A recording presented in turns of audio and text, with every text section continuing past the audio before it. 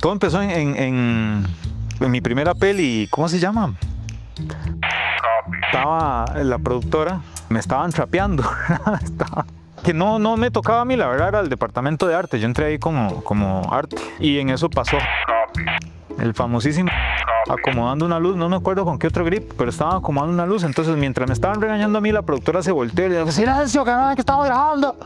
Y los maes solo se voltearon porque ellos sabían que no estábamos grabando, obviamente. Ellos son los más de las luces, se cagaron de risa y siguieron haciendo lo que estaban haciendo. Y les valió tanto la regañada que les metieron, que yo ahí me volteé y dije: yo quiero ser de esos maes.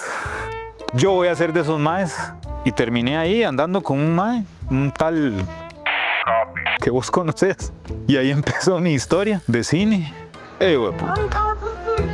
No, quítate, hijo de puta. O sea, necio. Corte.